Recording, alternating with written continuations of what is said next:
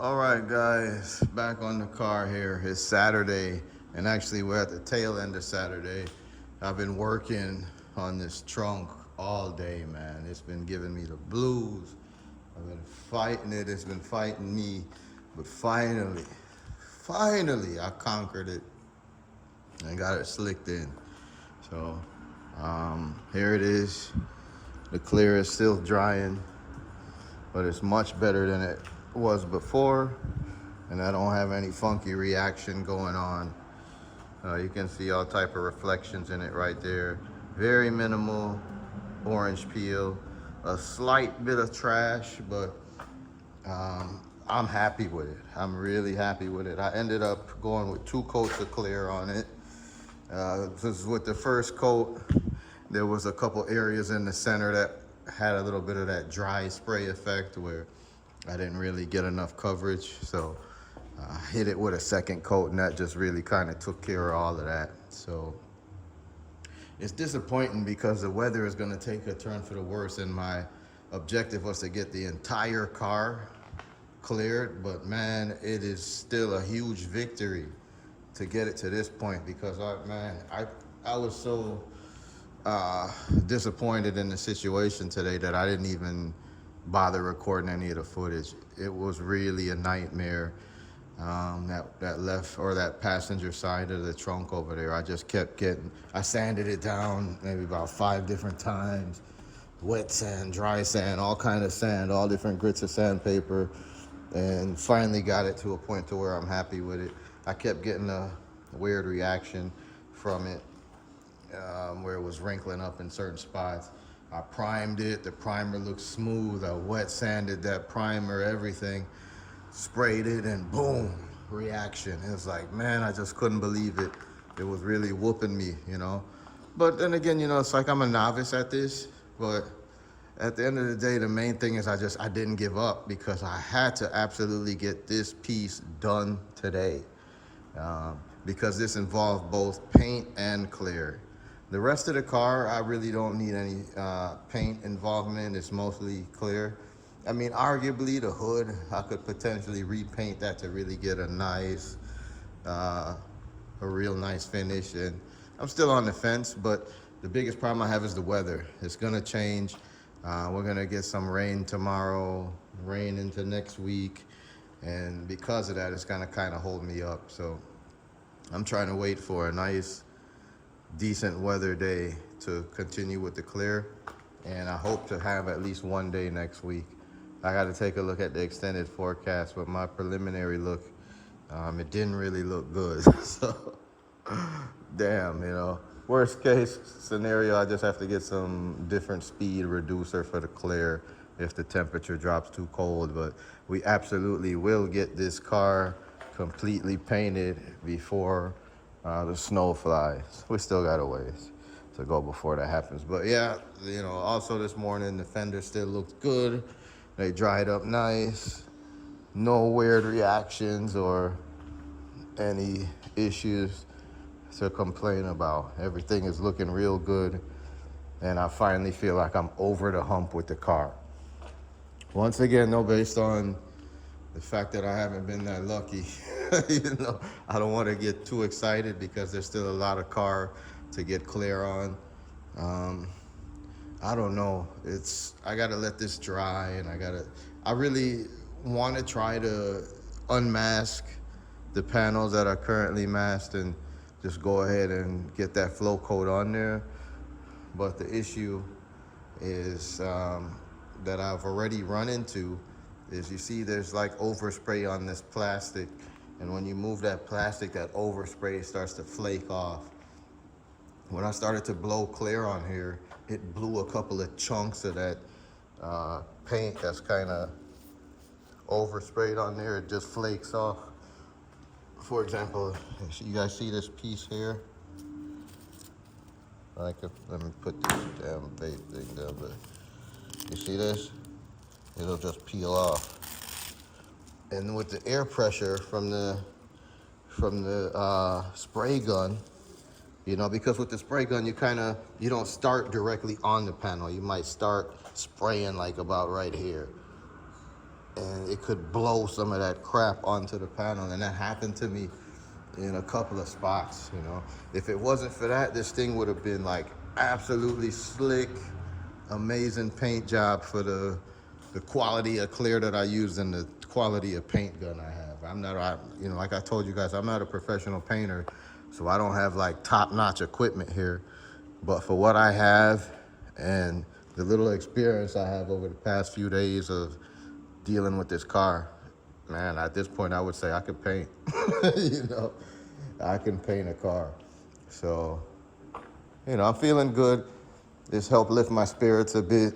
And let's just continue to grind and see if we can't get the rest of the car looking like these 3 panels, you know, these 2 fenders and this trunk.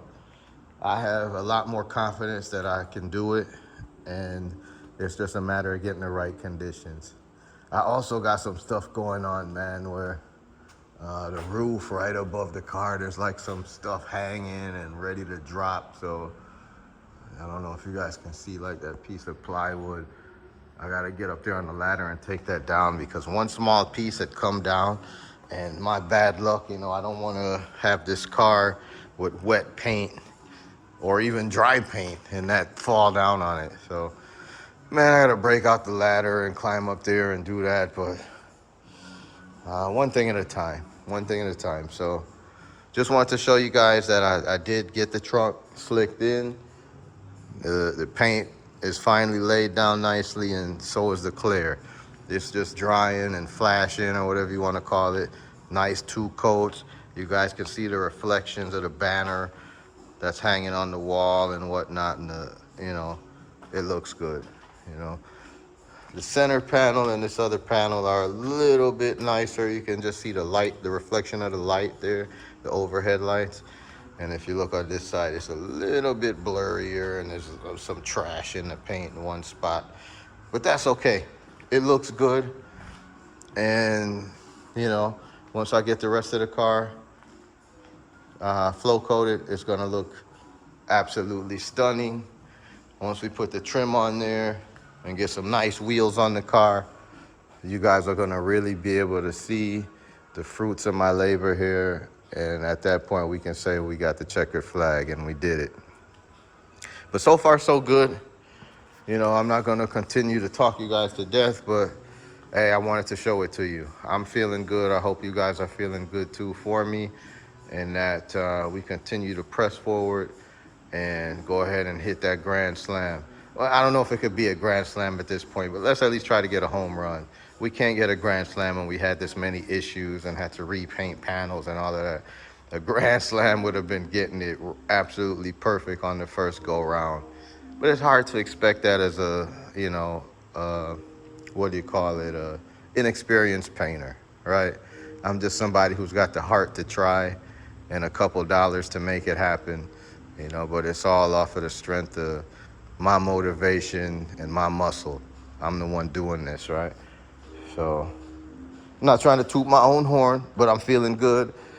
I feel like it's getting there, and I can't wait to pull it out on the streets and be able to say, yeah, I did that. I painted that car. I'm the one who got it running the way it's running. I'm the one who put those wheels on there. I did this with the interior, etc. You know? Well, damn, I don't know what the hell that was, but something fell down. I think a box in the corner or something.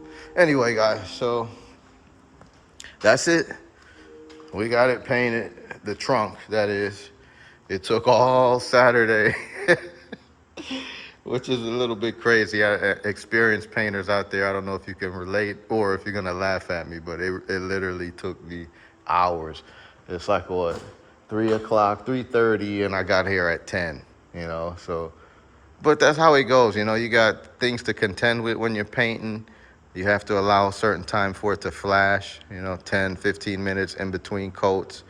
And then when you do that a couple of times and then you got an issue, it's like, oh no, you know, now you have to wait even longer because you have to let it dry a bit before you can even attempt to try to sand it. The worst thing you ever want to do is to try to sand wet paint or wet clear or wet primer. It's a nasty mess, and it's just going to create 10 times more work for you to get that panel smooth again. So don't ever do that. Be patient, walk away from it. If it takes you a whole day, walk away, let it dry. When you come back the next day and you go to sand it, you're gonna have a much better experience and a much better outcome in your overall finish.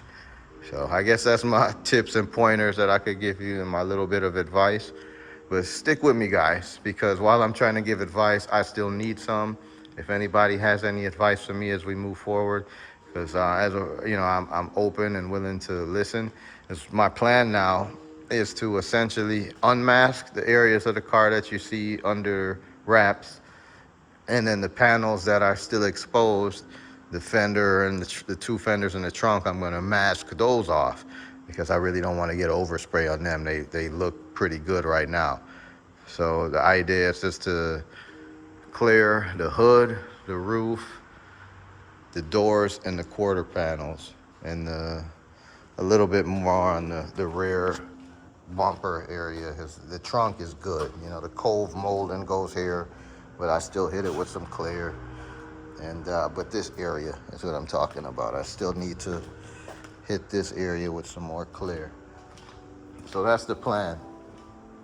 I don't know if it's going to be possible Monday. Like I said, we got to look at the forecast and see what it's looking like. But if not Monday, Tuesday. If not Tuesday, Wednesday, and so on. You know, however long it takes, hopefully not more than a week, we'll get this car 100% cleared. Then I can take all this masking tape and masking plastic off and show you guys the final fully cleared, fully painted car.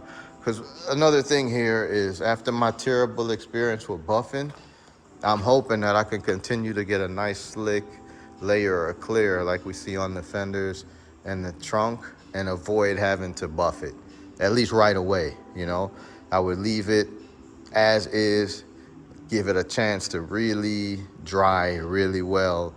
Then maybe come springtime, I can get it buffed. And at that point, I might opt to take it to a professional. You know, I learned my lesson. The buffers can be very unforgiving. There's all kinds of different pads, and you know, some are coarse, some are fine, some are for polishing, some are for cutting, some are for buffing.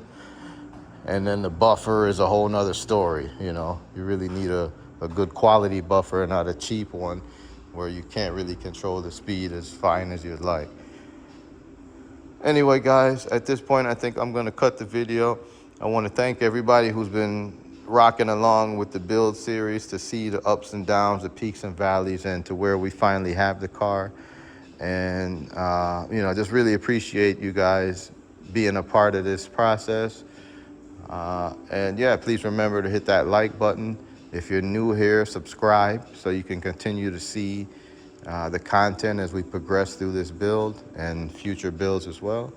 And if you're so inclined, go ahead and share the video so other people in your direct community or your circle can be exposed to what we're doing here at Motor City Customs.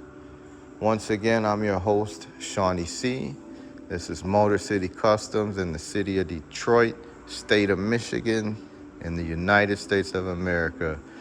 Wish everybody out there a good day, and you know, just be safe out there, whatever you're doing in this world, and you know, show love. With that said, I'm out of here, guys. Peace.